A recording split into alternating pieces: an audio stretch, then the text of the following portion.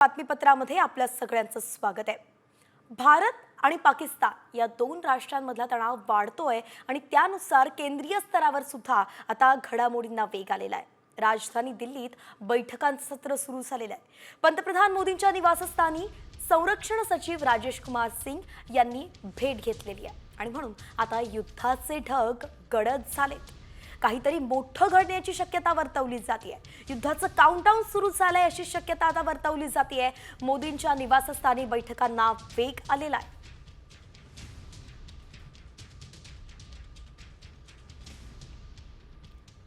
तर 3 मेला नौदल प्रमुख दिनेश के त्रिपाठींनी मोदींची भेट घेतली होती। तर 4 मेला वायुदल प्रमुख अमरप्रीत सिंग आणि मोदींची भेट झाली। 5 मेला संरक्षण सचिव राजेश कुमार सिंग यांनी पंतप्रधानांची भेट घेतली आहे। पहलगाम हल्ल्यानंतर दिल्लीत घडामोडींना वेग आलेला आहे। बैठकींचं सत्र सुरू झालेलं आहे। पंतप्रधानांच्या निवासस्थानी उच्चस्तरीय बैठका रोज पार पडतात।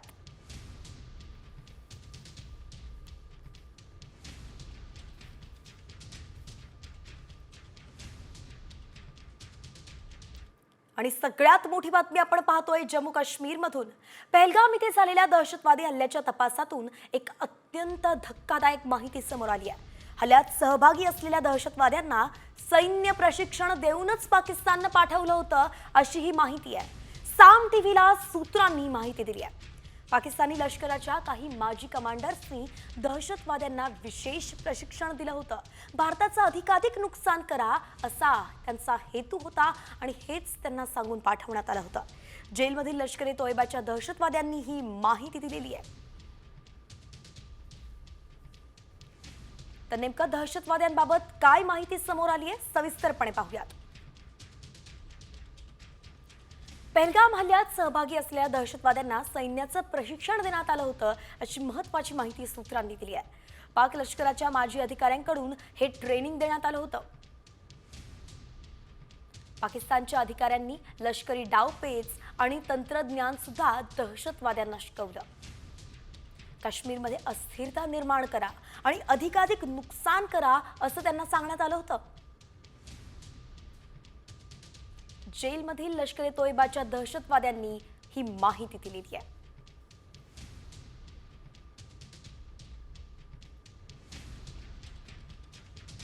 भारत आणि पाकिस्तान या दोन राष्ट्रांमध्ये युद्ध झालं तर पाकिस्तानकडे फक्त 4 दिवस पुरेल इतकाच दारुगोळा शिल्लक आहे।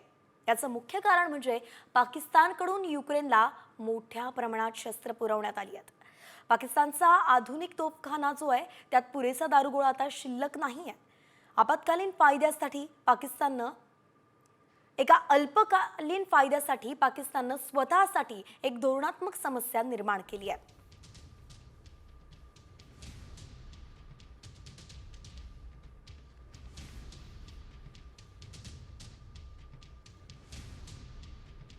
तर भारत पाकिस्तानची चहूबाजूनं कोंडी करताय आणि पाणीकोंडी सुद्धा आता सुरू झालेली आहे। भारतानं मोठं पाऊल उचलत बगलिहार धरणाचे दरवाजे बंद केले आणि म्हणून पाकिस्तानातील पंजाब आणि सिंध प्रांतात चिनाब नदीची पाणी पातळी कमी झाली आहे। दरवाजे बंद करण्याचा भारताला पहिला फायदा म्हणजे जम्मू आणि काश्मीरमध्ये वीज निर्मिती वाढणार आहे। तर दुसरीकडे पाकिस्तानात सिंध आणि पंजाब प्रांतातील शेतकरी हे सध्या गहू आणि भात पीक घेतात। अशा परिस्थितीत चिनाब नदी कोरडी पडली तर पीक उत्पादनावरती अगदी थेट परिणाम होणार आहे।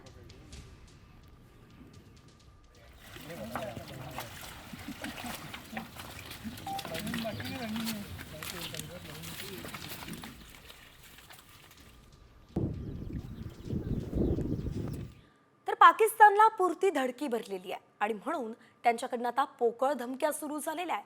आता पंतप्रधान शहबाज शरीफ यांच्या विशेष सल्लागारानं अणुबॉम्ब टाकण्याची भाषा केलेली आहे। राणा सनाउल्लाह खान असे अधिकाऱ्याचं नाव आहे।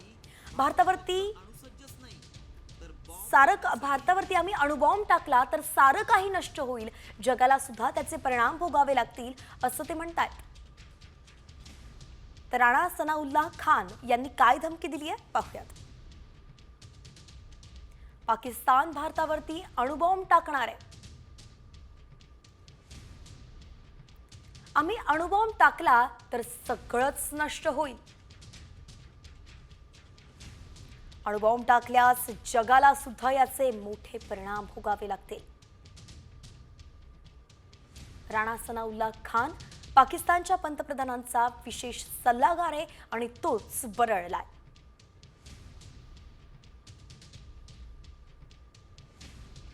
यानंतर साम टीव्हीचा विशेष रिपोर्ट. पाकिस्ताननं पुन्हा भारताला अणुबॉम्ब हल्ल्याची धमकी दिली आहे. मरियम शरीफ यांच्यानंतर आता पाकिस्तानच्या राजदूतानं सुद्धा याची दरपोक्ती केलेली आहे. आणि म्हणून अण्वस्त्रांमध्ये नेमकं कोण शक्तिशाली आहे हा मुद्दा पाहणं महत्त्वाचं आहे. त्यावरचा स्पेशल रिपोर्ट. पाकची पुन्हा अणुबॉम्बची धमकी.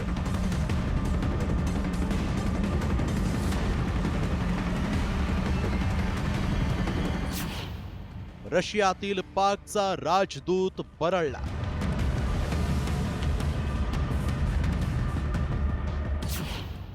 भारताकडे बघाल तर इतिहासात जमावाल.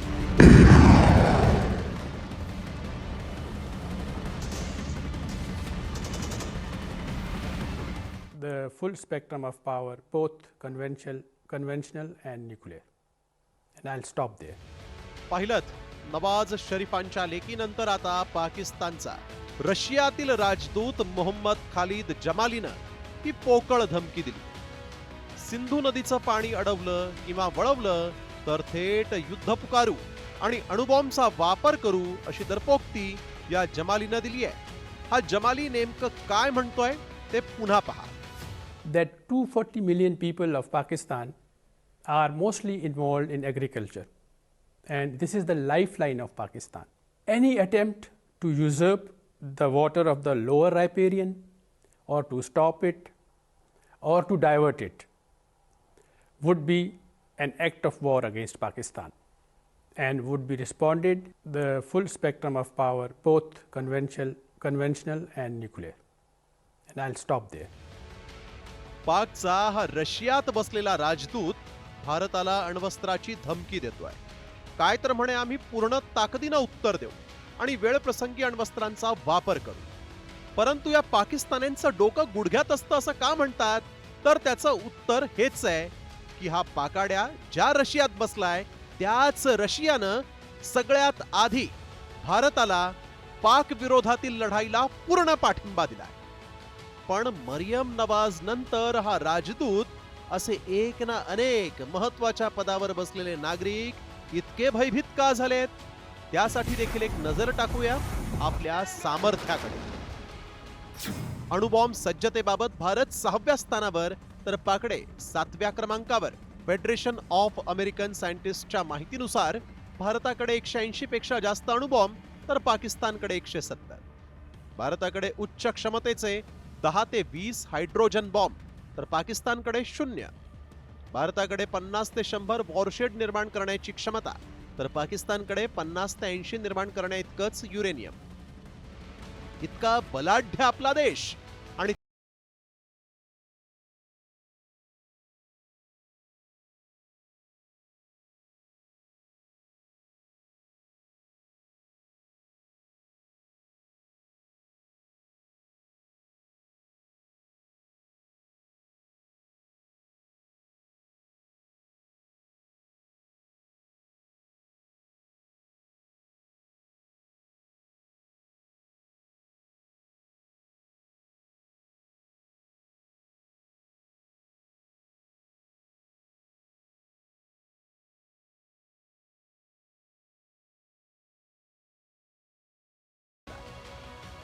पाकिस्तान का कोई भी दुश्मन पाकिस्तान पर हमला करते वक्त 10 बार सोचेगा तो उसकी वजह यह है कि अल्लाह ताला के फजल से पाकिस्तान आज एक एटमी कुव्वत है. पाकिस्तान के पास एटम बॉम्ब है. आजवर झालेल्या युद्धात एक घाव 2 तुकडे करत भारतानं पाकिस्तानला सपाटून हाणलाय आणि हे जगजाहीर आहे. त्यामुळेच या बेताल वक्तव्य करणाऱ्यांनी आपल्या पूर्वजांना किंवा हयातीत असलेल्या बापाला जाऊन विचारावं की 90,000 कैद्यांना सोडण्यासाठी शिमला करार करताना भुट्टोंना कसं नाक घासत भारतात यावं लागलं होतं. जर भारतीय सामर्थ्याचा हा इतिहास आठवत नसेल आणि तरीही भारताकडे हे पाकडे दुष्ट नजरेनं बघत असतील तर आता या पाकिस्तानला इतिहासातच पाठवण्याची वेळ आली आहे. ब्युरो रिपोर्ट, साम टीव्ही मराठी.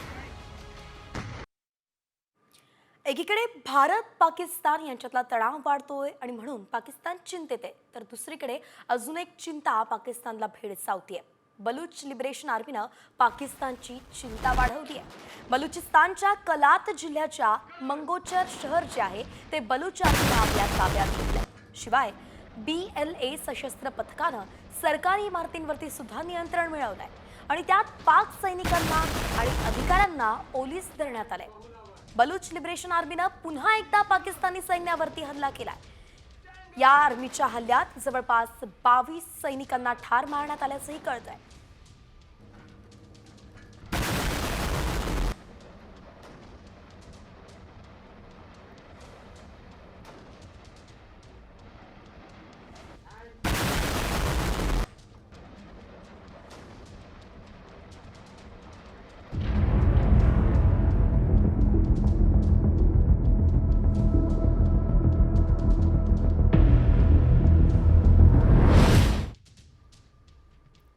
आणि यानंतर बुलेटिनमध्ये आपण वळतोय टॉप 5 कडे. युद्धासंदर्भात कुठल्या घडामोडी घडतायत त्या अगदी वेगवान स्वरूपात.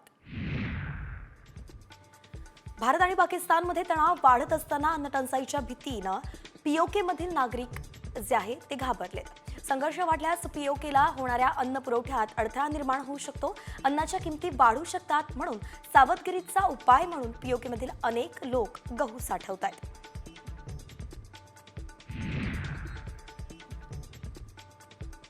पहलगाम हल्ल्यानंतर भारतानं पाकच्या आर्थिक नाड्याही आवळल्यात. त्यानंतर पाकिस्तानचं मोठं नुकसान झालेलं आहे. त्यामुळेच तिसऱ्या देशांचा वापर करून पाकिस्तान आपला माल भारतात पाठवण्याचा प्रयत्न करत आहे. त्यासाठी संयुक्त अरब अमिरात, सिंगापूर, इंडोनेशिया किंवा श्रीलंका यांसारख्या देशांचा वापर केला जातोय.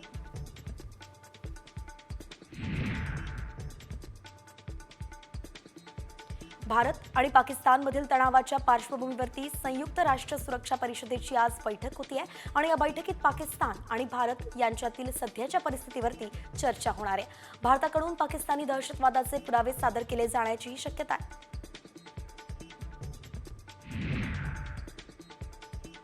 पाकव्याप्त काश्मीरमध्ये सक्रिय दहशतवादी अड्डे असल्याचे पुरावेच भारतीय गुप्तचर संस्थांच्या हाती लागलेत. लष्कर ए तोयबाच्या दहशतवाद्यांचे अड्डे असल्याचं सॅटेलाइट इमेजवरून उघड झालंय. पहलगाम दहशतवादी हल्ल्याचेही मोठे पुरावेत.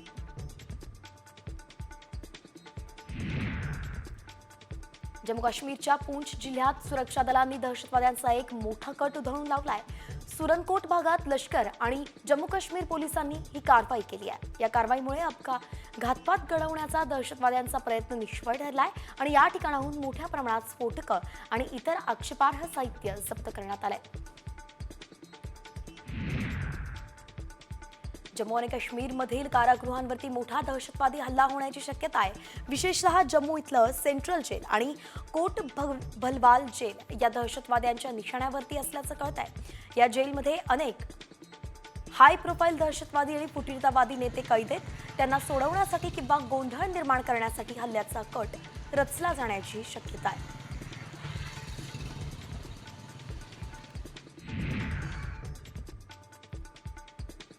सलग 11व्या दिवशी पाकिस्तानकडून शस्त्रसंधीचं उल्लंघन करण्यात आलंय.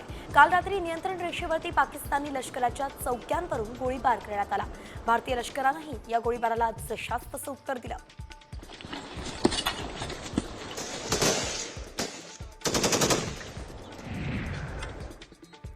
पहलगाम हल्ल्यानंतर पाकिस्तानमध्ये मोठ्या घडामोडी घडत आहेत. पाकिस्तान लष्करानं काल रात्री सर्वपक्षीय बैठक बोलावली होती आणि या बैठकीत सगळ्या राजकीय पक्षांना सध्याच्या भारत पाकिस्तान परिस्थितीची माहिती देण्यात आली.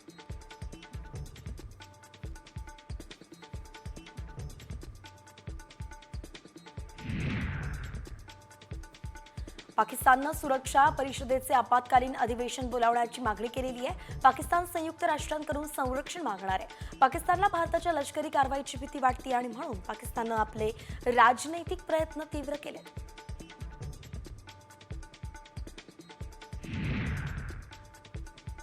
पाकिस्ताननं तातडीनं संसदेची बैठक बोलावली आहे. आज संध्याकाळी 5 वाजता इस्लामाबादमध्ये संसद भवनात ही बैठक पार पडेल आणि या बैठकीत सर्व पक्षांचे नेते उपस्थित राहतील. संसदेच्या या बैठकीत इम्रान खान यांच्या पीटीआयची भूमिका नेमकं काय असेल हे पाहणं महत्त्वाचं आहे.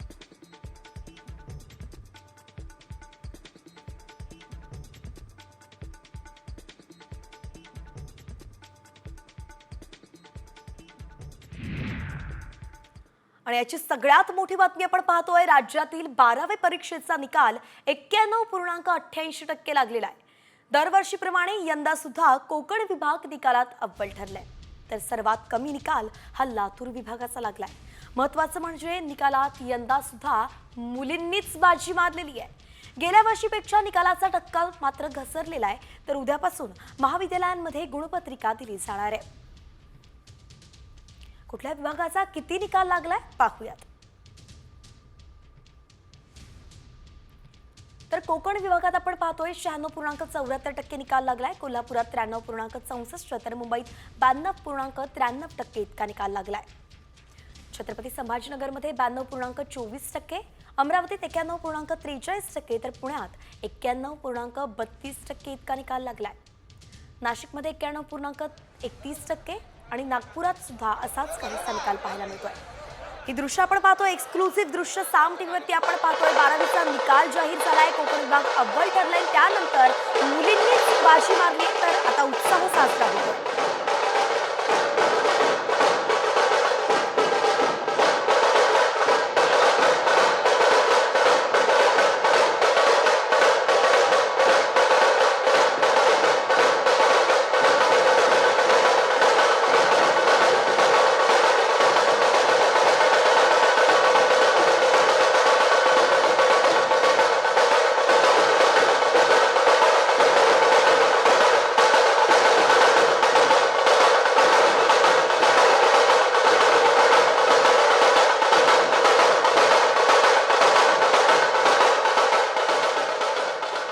मुलींनी बाजी मारली म्हणून जल्लोष साजरा केला जातोय. तर दुसरीकडे राज्याची लेक जी आहे वैभवी देशमुख, तिचाही निकाल लागलाय. 12वीला वैभवी होती आणि तिचाही निकाल लागलाय. वैभवीला 85.33% गुण मिळालेत. वैभवी देशमुख म्हणजेच बीड सरपंच संतोष देशमुख यांची मुलगी. निकालाआधी वडिलांच्या आठवणीनं वैभवीला अश्रू अनावर झाले होते. वडिलांना आपला निकाल ऐकून खूप आनंद झाला असता, पण वडिलांचं स्वप्न मी पूर्ण करणारच असा दृढ निश्चय सुद्धा वैभवीनं बोलून दाखवलाय. 12वी परीक्षेचा निकाल नुकताच जाहीर झालेला आहे आणि मस्साजोगचे सरपंच स्वर्गीय संतोष देशमुख यांची कन्या वैभवी देशमुख हिला देखील चांगले मार्क पडलेले. माझ्यासोबत वैभवी आहे. 85.33 मार्क आहेत. पण आज खरंच याचा म्हणजे मार्क जे आले त्याचा आम्हाला म्हणजे मला देखील याचा काही आनंद वाटत नाहीये, कारण की जे आमचा आनंद होता तोच यांनी हिरावून घेतला आहे. माझ्या वडिलांना न्याय मिळावा आज एवढीच अपेक्षा. तर अपेक्षा तर एवढी काही नव्हतीच मार्क्सची, पण महाराष्ट्राच्या साथीने आणि माझ्या वडिलांच्या हात, आमचा आशीर्वादाचा हात त्यांच्या आमच्या पाठीवर आहे, म्हणून की आज जे मार्क्स आहेत ते सर्व त्यांच्यामुळेच. कुणाचीच मानसिकता नव्हती की, पण तरी देखील सर्वांना वाटतं की माझ्या करिअर बद्दल मला ही परीक्षा द्यावीच लागेल, म्हणून मी ती परीक्षा दिली आणि सर्वांच्या साथीने माझ्या वडिलांच्या आशीर्वादाने निकाल देखील खूप म्हणजे छान आलेला. नीटचा पेपर म्हणजे हार्डच होता आणि माझं स्कोरिंग पण म्हणजे 150च्या खालीच आहे, पण मला माझ्या वडिलांचे स्वप्न नक्कीच पूर्ण करायचे. पण खरंच आज या गोष्टीची खंत वाटते की माझ्या या यशामध्ये माझे वडील माझ्या सोबत नाहीयेत. त्यांची शाबासकीची पाठीवर त्यांचा थाप नाही. बालाजी सुरवसे, साम टीव्ही, मस्साजोग, बीड.